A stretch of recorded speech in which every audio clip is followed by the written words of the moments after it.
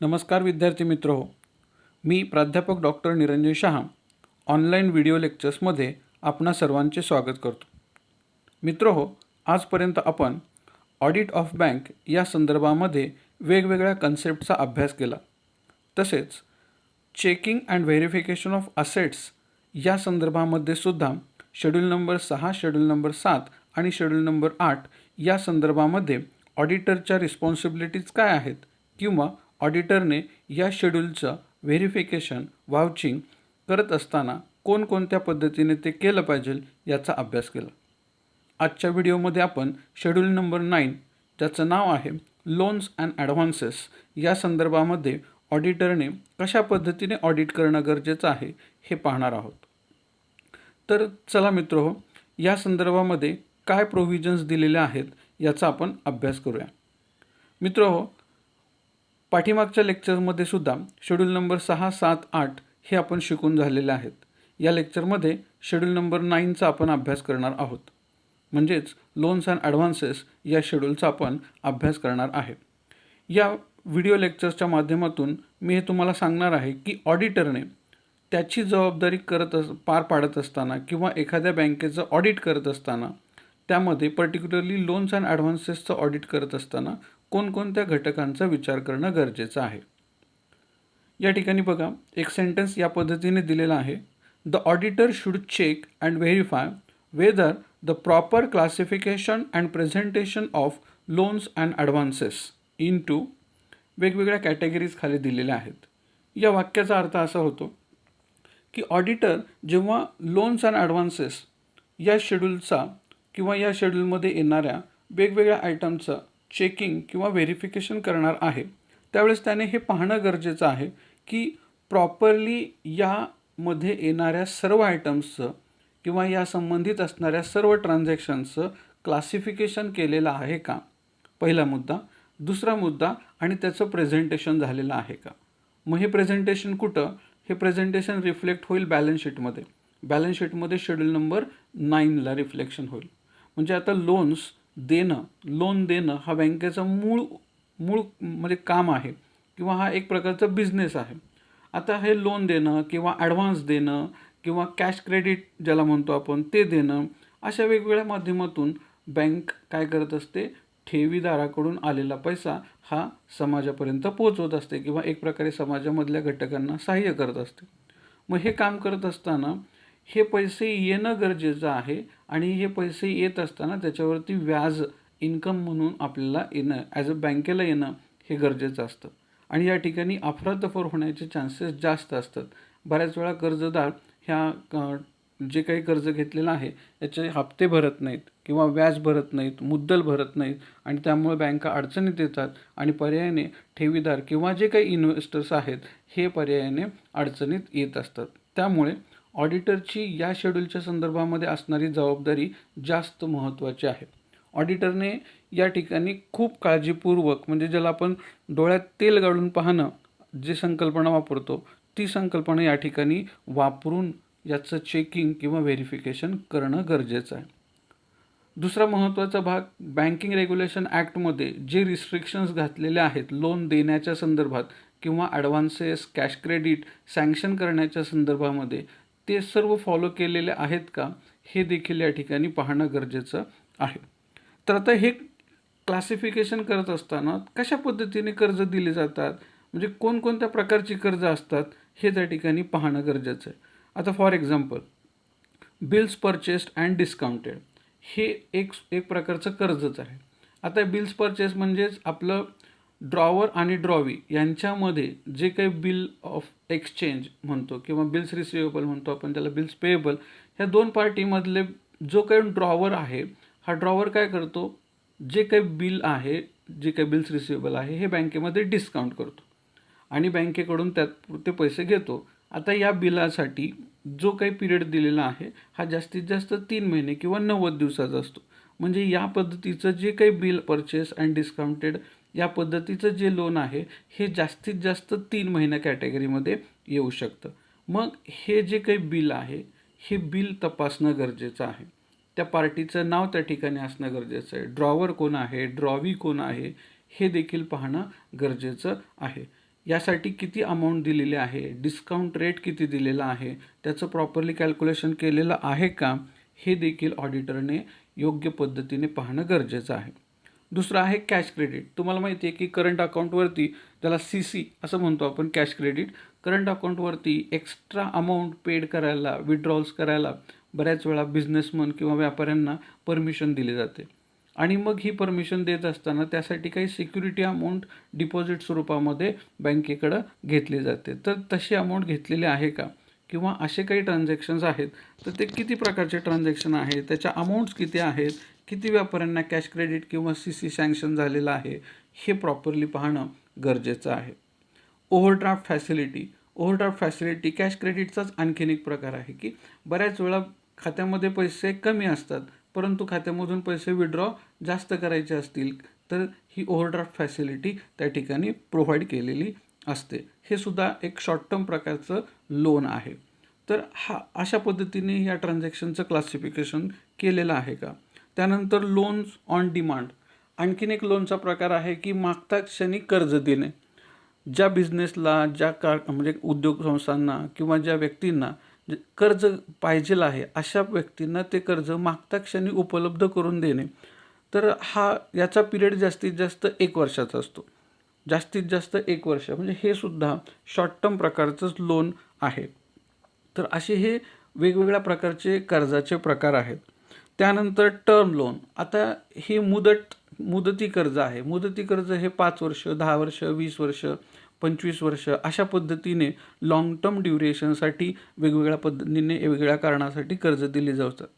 म्हणजे याच्यामध्ये बऱ्याच वेळा घरासाठी कर्ज दिलेलं आहे, घर बांधकाम करण्यासाठी, घर खरेदी करण्यासाठी, उद्योग व्यापार व्यवसायासाठी केलेलं आहे. एखाद्याला गाडी खरेदी करायची आहे, होम अप्लायन्सेस खरेदी करायचे आहेत, याच्यासाठी कर्ज दिलं जाऊ शकतं. तर याच्या ठिकाणी कारणं वेगवेगळे असू शकतात, किंवा काही वेळेस एज्युकेशनल पर्पजसाठी लोन दिलेलं असू शकतं. काही वेळेस हायर स्टडीजसाठी आपल्याला बाहेरच्या देशामध्ये जावं लागत असेल, किंवा बऱ्याच वेळा असं असेल की काही मेडिकल पर्पजसाठी लोन पाहिजे असेल, तर अशा वेगवेगळ्या कारणासाठी कर्ज बँका देऊ शकतात. परंतु या ठिकाणी त्याचं प्रॉपरली रेकॉर्डिंग होणं गरजेचं आहे. म्हणजे टर्म लोनमध्ये सुद्धा अनेक प्रकारचे क्लासिफिकेशन्स दिसून येतात, तर ते प्रॉपरली रेकॉर्ड करणं गरजेचं आहे.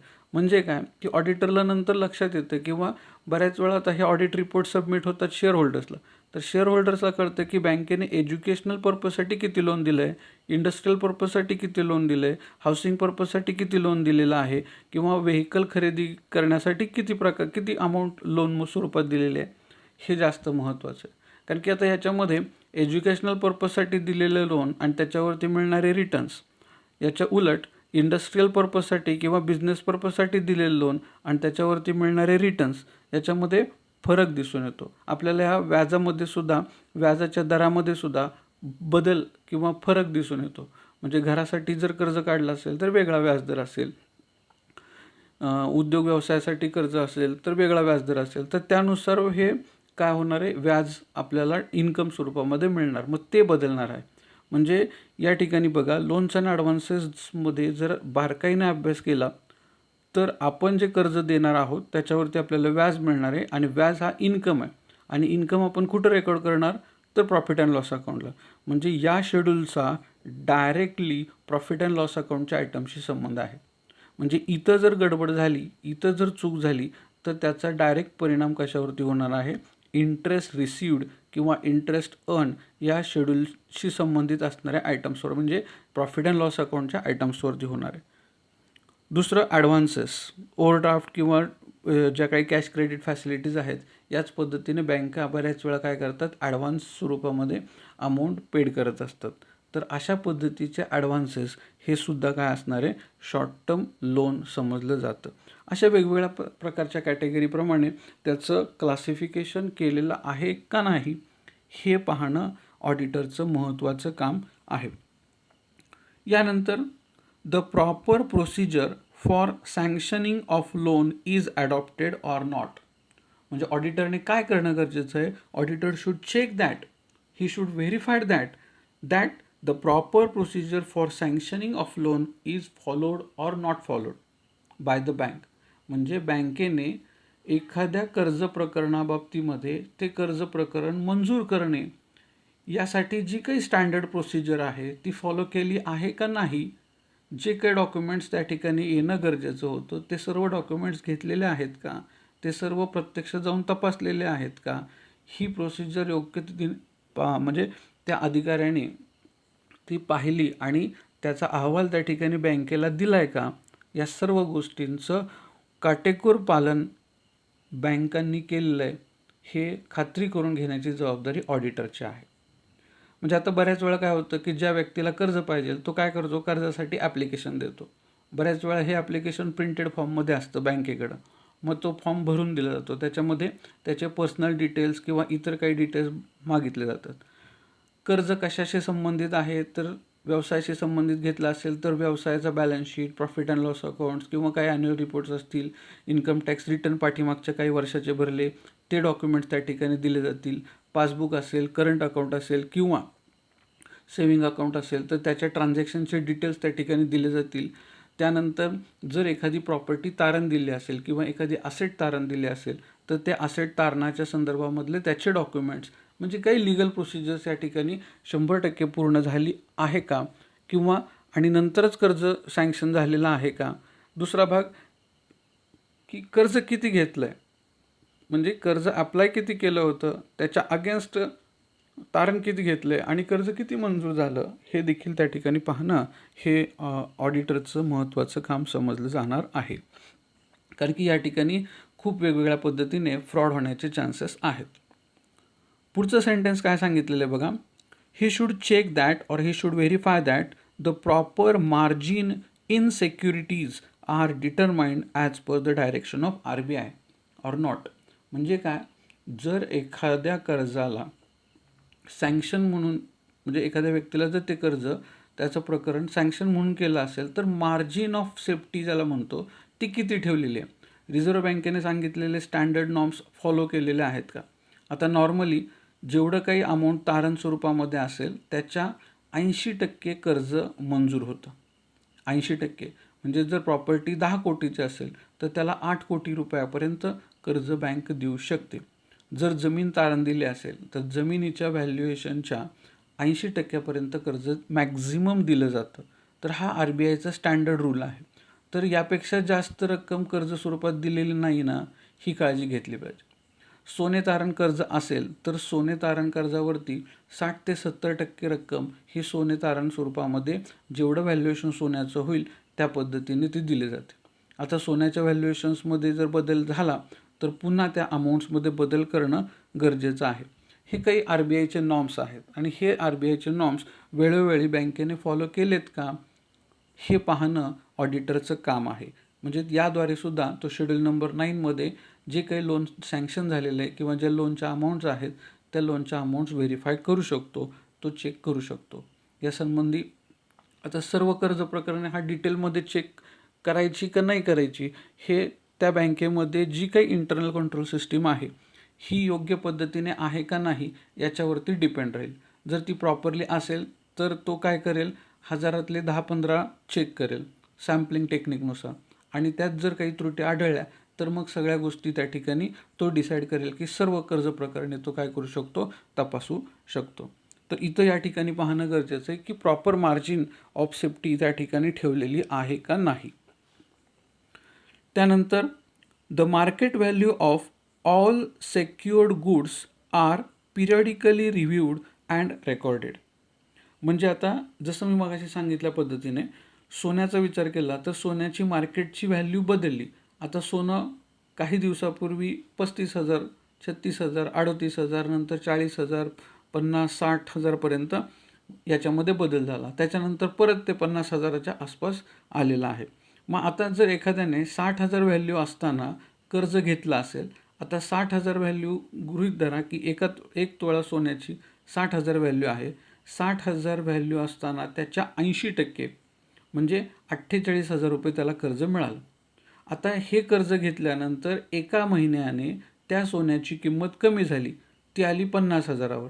आता या ठिकाणी काय होईल की 48,000 कर्ज घेतलेलं आहे, त्या कर्जावरती व्याज लागेल, ती रक्कम जाईल 50,000च्या आसपास आणि आत्ता सध्या त्या सोन्याची मार्केट व्हॅल्यू आहे 50,000. आता या ठिकाणी कर्जाची तारण रक्कम ही कमी होऊ शकते. जर ती रक्कम म्हणजे सोन्याची रक्कम म्हणजे सोन्याचं व्हॅल्युएशन हे 50,000पेक्षा खाली गेलं असेल, सपोज 45,000 रुपये त्या सोन्याची व्हॅल्यू झाली आणि कर्जाची व्हॅल्यू 48,000 आहे प्लस त्याच्यावरती व्याज, म्हणजे या ठिकाणी काय होऊ शकतं, मालमत्ता जी तारण घेतली याच्यापेक्षाही जास्त काय होऊ शकतं, कर्ज राहू शकतं. आणि मग अशा केसमध्ये बऱ्याच वेळा असं होतं की तो जो काही कर्जदार आहे तो विचार काय करतो की कर्ज भरायला नको, जे काही सोनं असेल ते बँकेकडं तसंच जाईल, पण या ठिकाणी बँकेचं नुकसान होऊ शकतं. म्हणून या ठिकाणी या गोष्टी प्रॉपरली वेळच्या वेळी मार्केट व्हॅल्युएशनमध्ये जर बदल झाला, प्रॉपर्टी व्हॅल्युएशनमध्येच बदल झाला, तर मार्जिन ऑफ सेफ्टीमध्ये बदल करून त्याचे अपडेट्स त्या ठिकाणी कर्जदाराला कळवले पाहिजेत किंवा त्याचं रेकॉर्डिंग त्या ठिकाणी करणं गरजेचं आहे. तर ते रेकॉर्डिंग केलेलं आहे का, तो रिव्ह्यू घेतलेला आहे का, त्याचा रिपोर्ट त्या ठिकाणी सबमिट केलेला आहे का, हे पाहणं गरजेचं आहे. अर्थात हे सर्व करण्यासाठी बँकेची इंटरनल व्यवस्था त्या ठिकाणी असणं गरजेचं आहे. एक सेपरेट ऑफिसर या ठिकाणी बँकेने अपॉइंट करणं गरजेचं आहे आणि त्याने ह्या सगळ्या गोष्टी रिव्ह्यू करणं गरजेचं राहतं. त्याचं कामच एवढं राहतं की लोन रिकव्हरी ऑफिसर असतो, त्याने फक्त याच गोष्टीकडे लक्ष द्यायचं असतं. मग जर ह्या गोष्टी त्या ठिकाणी बँक फॉलो करत असेल तर ऑडिटरचं काम सोपं होतं.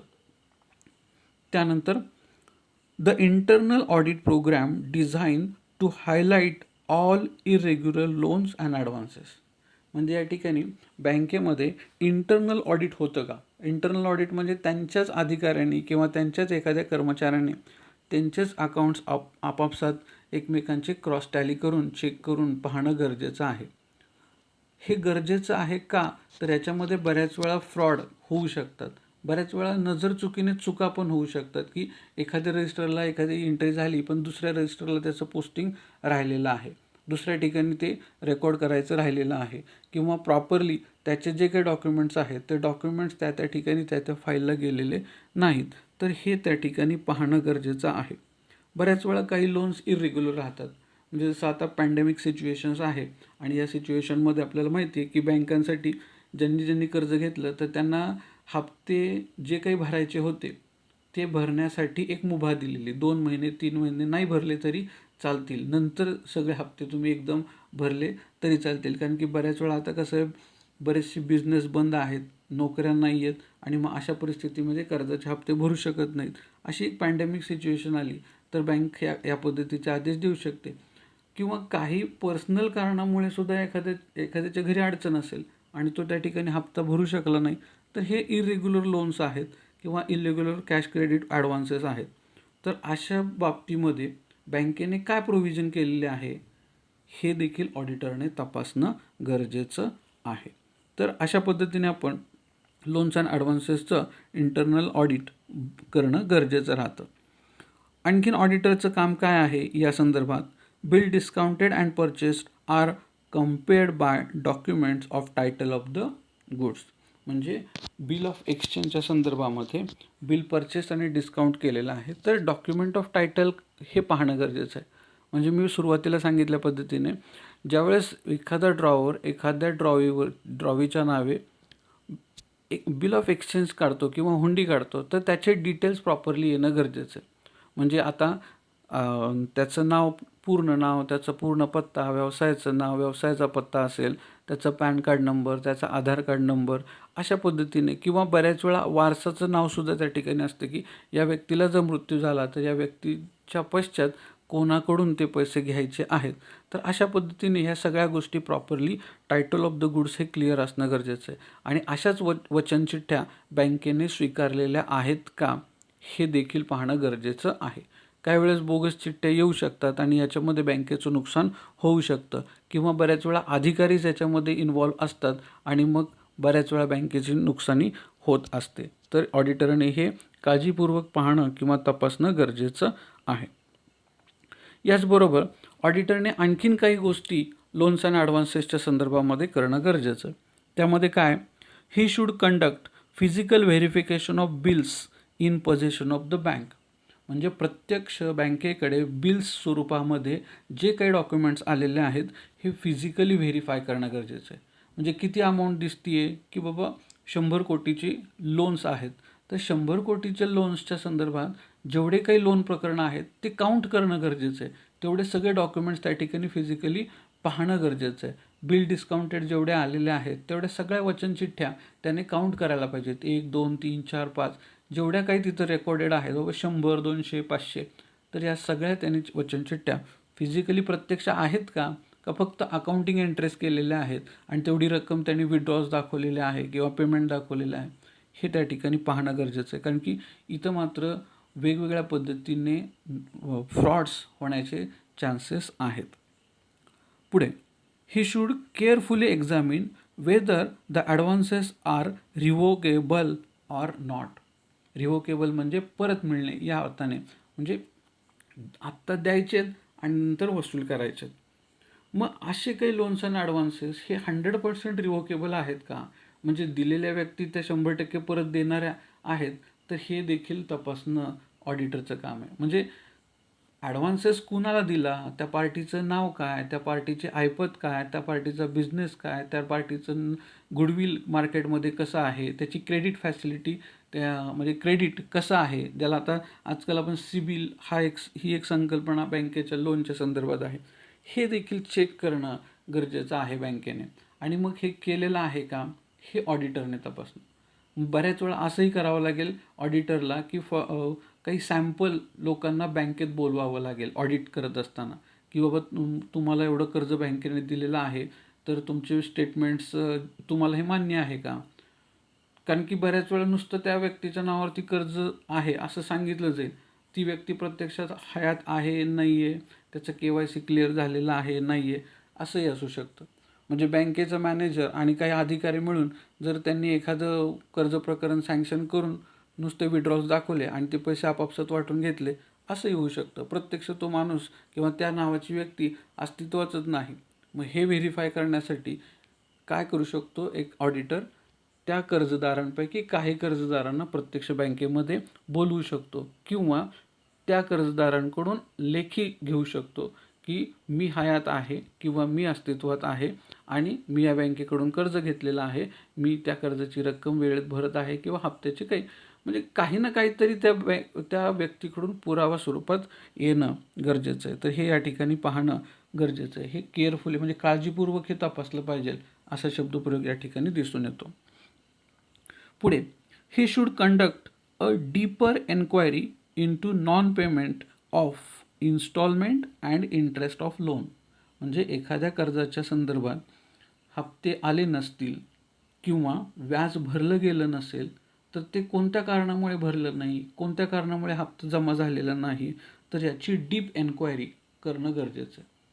चौकशी करणं गरजेचं आहे की बाबा ह्या कर्जदाराने हप्ते भरलेले नाहीत, मग का भरलेले नाहीत, मग त्याला काही अडचण आहे का, आणि मग ही अडचण बँकेला माहिती आहे का, बँकेने त्याला नोटीस पाठवली आहे का की तुमचा कर्जाचा हप्ता राहिला आहे, 1 हप्ता राहिला आहे, 2 हप्ते राहिले, 3 हप्ते राहिलेत, किंवा त्याच्यात काही लिगल नोटीस देणं गरजेचं होतं. मग अशी काही लिगल नोटीस कोर्टामार्फत दिलेली आहे का, वकिलामार्फत दिलेली आहे का, हे देखील पाहणं गरजेचं आहे.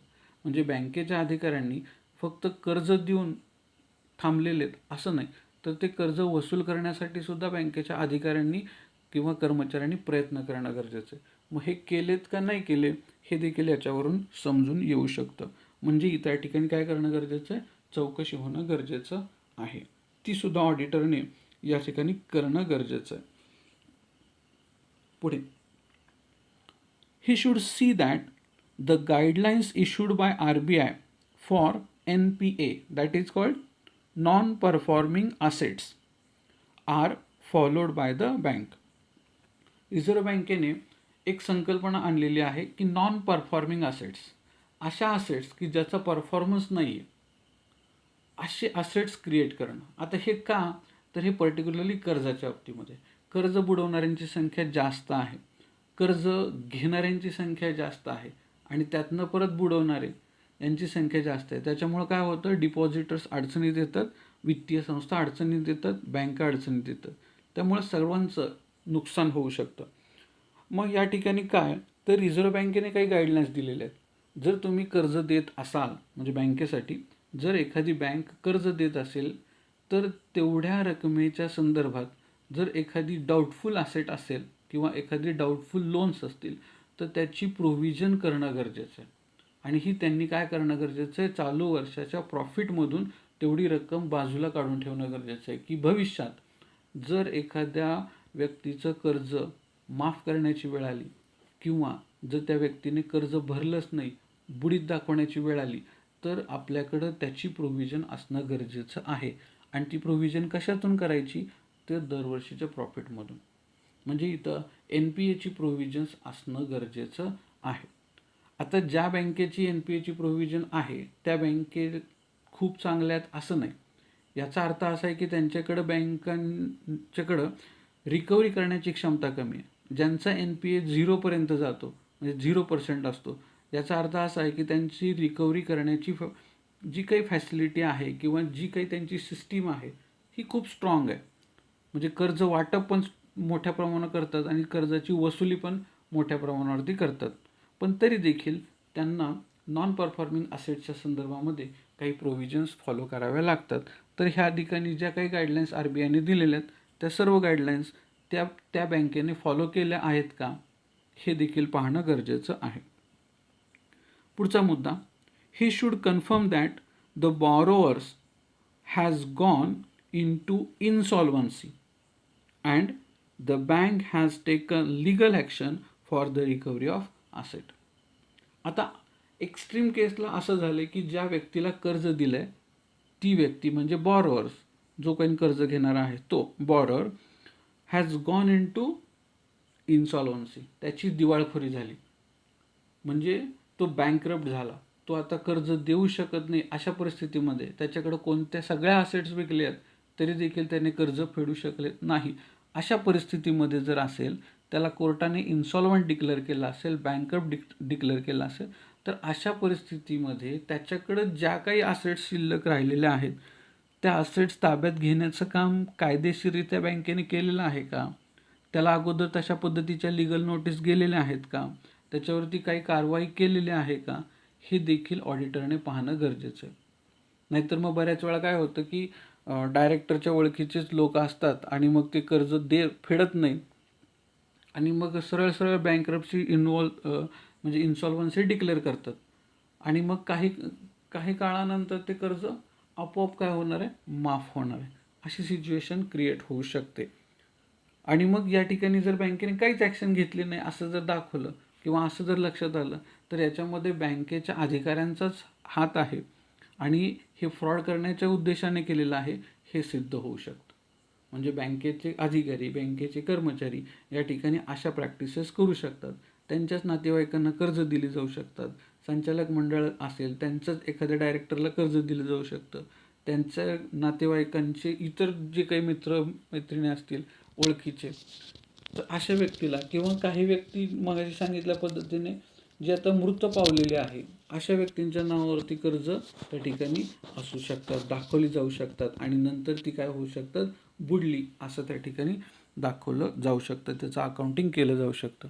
मग त्या असेट्स विकून त्याची अमाऊंट रिकवर करण्यासाठी कोर्टाकडे नोटीस गेली का, कोर्टाला ते सांगितलेलं आहे का, कोर्टाने त्यांना त्या बॉरोअरला नोटीस पाठवलेली आहे का, किंवा बॉरोअर नसेल मग त्याचे जामीनदार कोण आहेत, त्या जामीनदारांना नोटीस आहे का, त्या जामीनदारांकडून जेवढी रक्कम शक्य आहे तेवढी वसूल करता येऊ शकते का, आणि ती वसूल करण्यासाठी बँकेने काही प्रयत्न केलेले आहेत का, हे देखील ऑडिटर पाहणार आहेत. म्हणजे फक्त ऑडिटरने लक्षात घ्या, लोन्स अँड ॲडव्हान्सेस बॅलन्स शीटला प्रॉपरली लिहिलेत का, त्यांच्या बेरजा बरोबर आहेत का, त्यांचे व्हाउचर्स बरोबर आहेत का, एवढंच चेकिंग करायचं नाही. तर लोन्स अँड ॲडव्हान्सेसचं या सर्व कॅटेगरीमधून ऑडिटरने चेकिंग, व्हेरिफिकेशन किंवा त्याचं फिजिकल व्हॅल्युएशनसुद्धा बऱ्याच वेळा करावं लागतं. त्याचं एक्झामिनेशन प्रॉपरली करणं गरजेचं आहे आणि गरज पडली तर एन्क्वायरीसुद्धा करणं गरजेचं आहे. तर कारण की हे सर्वात मोठं शेड्यूल आहे, शेड्यूल नंबर 9. तुम्ही जर कोणत्याही बँकेचं बॅलन्स शीट काढून बघा, तुम्हाला एक टास्क देणार आहे मी की आता ज्या पतसंस्था किंवा बँकांचे अहवाल गेल्या वर्षीचे आहेत 31 मार्च 2020चे, ते कोणत्याही बँकेचे पतसंस्थेचे अहवाल काढून बघा, ज्याच्यामध्ये हे 16 शेड्यूल अकाउंटिंग दिलेलं आहे.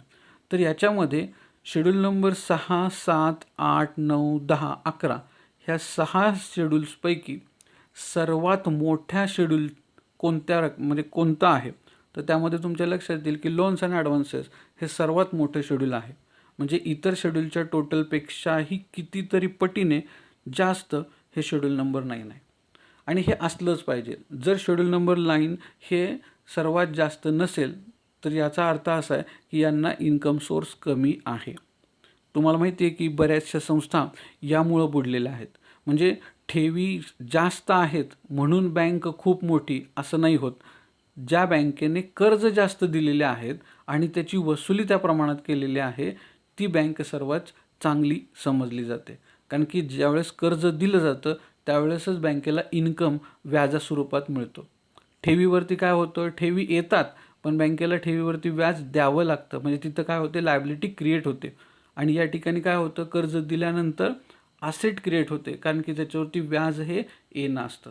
म्हणून ज्या बँकेचं लोन्स अँड ॲडव्हान्सेस हे शेड्यूल स्ट्रॉंग आहे त्या त्या बँकेचं गुडविल किंवा त्या बँकेची जी काही स्टॅबिलिटी आहे किंवा लिक्विडिटी पोझिशन, सॉल्व्हन्सी पोझिशन ही लाँग पिरियडसाठी आहे असं समजलं जातं. म्हणून या ठिकाणी शेड्यूल नंबर 9 या लोन्स अँड ॲडव्हान्सेसचं ऑडिट करत असताना ऑडिटरने खूप काळजी घेणं गरजेचं आहे. मित्र, बऱ्याच वेळा हेही लक्षात आलेलं आहे की बँक ऑडिट म्हणजे particularly loans and advances audit. म्हणजे याला आपण बॅलन्स शीट ऑडिट जसं म्हणतो तसंच एक पर्टिक्युलरली लोन्स अँड ॲडव्हान्सेससाठी सुद्धा बँक ऑडिट केलं जाऊ शकतं. म्हणजे त्या ऑडिटरने फक्त शेड्यूल नंबर 9ला येणारेच सगळे आयटम्स या ठिकाणी काय करायचे आहेत, व्हेरीफाय करायचे, चेक करायचे, त्याची एन्क्वायरी करायची आहे, त्याचं एक्झामिनेशन करायचं आहे किंवा म्हणजे RBIने ज्या गाईडलाईन्स दिलेल्या आहेत त्या या कर्ज प्रकरणांच्या संदर्भात फॉलो केल्या गेलेल्या आहेत का, एवढं काम त्या ठिकाणी ऑडिटरला असू शकतं. म्हणजे खास स्पेशल एक सेपरेट लोन्स अँड ॲडव्हान्सेससाठी सुद्धा बँकेचं ऑडिट केलं जाऊ शकतं. म्हणजे स्टेट बँक ऑफ इंडिया असेल, बँक ऑफ महाराष्ट्र असेल, एक्झिम बँकसारखी एक बँक असेल, ओव्हरसीज बँक असेल, अशा मोठमोठ्या बँका आहेत, हे काम त्या ठिकाणी केलं जातं. म्हणजे तिथं फक्त ॲन्युअल ऑडिट होतं असं नाही, तर त्यांचे इंटरनल ऑडिट असतात, शेड्यूल वाईजसुद्धा ऑडिट त्या ठिकाणी होत असतात. तर अशा पद्धतीने ऑडिटरने लोन्स अँड ॲडव्हान्सेसचं ऑडिट करणं गरजेचं आहे. तर या सर्व प्रोव्हिजन्स बारकाईने वाचा. काही समजल्या नसतील तर नोट्स तुम्हाला दिलेल्या आहेत, त्या नोट्समध्ये तुम्ही त्या पाहू शकता आणि हा व्हिडिओ तुम्हाला मदत करेल ह्या संकल्पना समजून घेण्यासाठी. आणि त्यातूनही काही नाही समजलं तर मला नक्कीच चॅट बॉक्समध्ये लिहून पाठवा. तुमच्या प्रश्नांची उत्तर मी देईन. थँक्यू.